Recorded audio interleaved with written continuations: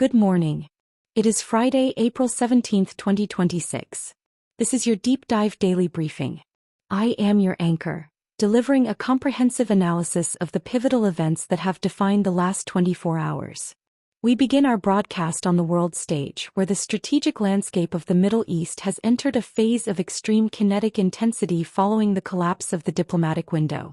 Overnight, the United States Navy and coalition forces have solidified the active enforcement of a maritime blockade surrounding major Iranian ports, including Bandar Abbas and Bushehr.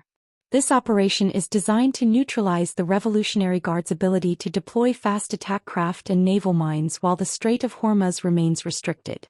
In direct response, Tehran has officially declared the Persian Gulf a closed military zone, warning that any foreign vessel entering these waters without prior authorization will be targeted.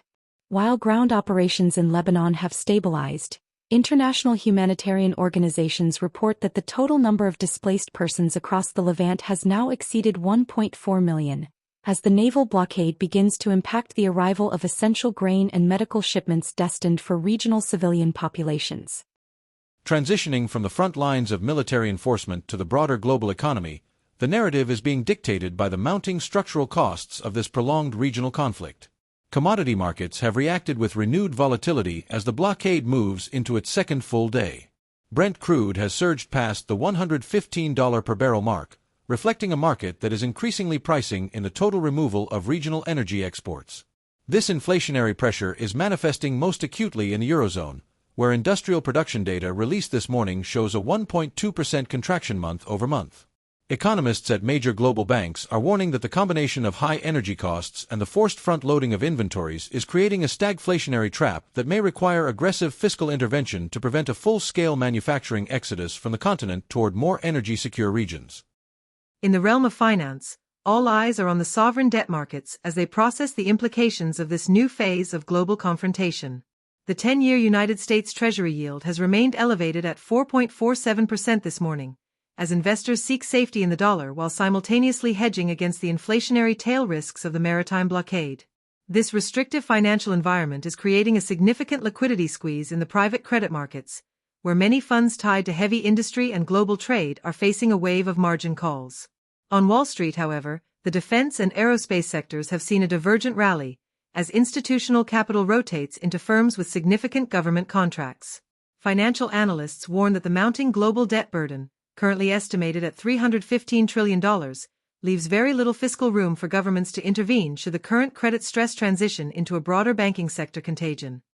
Turning our attention to the technology sector, the focus remains on the high-stakes build-out of sovereign AI infrastructure as a means of ensuring national resilience. Leading hyperscale cloud providers have announced that they will accelerate the commissioning of regional data centers in North America and Western Europe to bypass the vulnerabilities of global energy and hardware supply chains. This shift occurs as the demand for agentic AI systems reaches a new peak, with enterprises increasingly relying on autonomous agents to manage complex, disrupted logistical networks.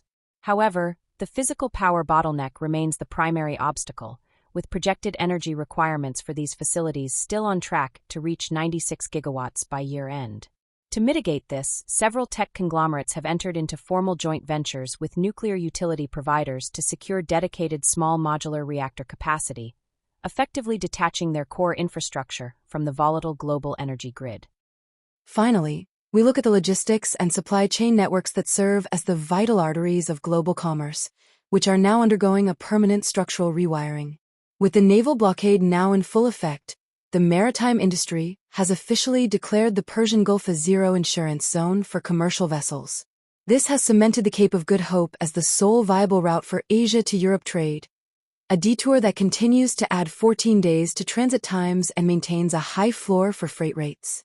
Logistics professionals report that 72% of trade volume originally intended for the Red Sea and Hormuz has now been permanently rerouted or transitioned to multimodal air and rail corridors. This represents the most significant shift in global trade patterns since the mid-20th century, as the industry accepts a new reality defined by regional inventory buffers and a total abandonment of the low-cost, just-in-time models that define the previous era of globalization. That concludes our global briefing for today. Thank you for joining us.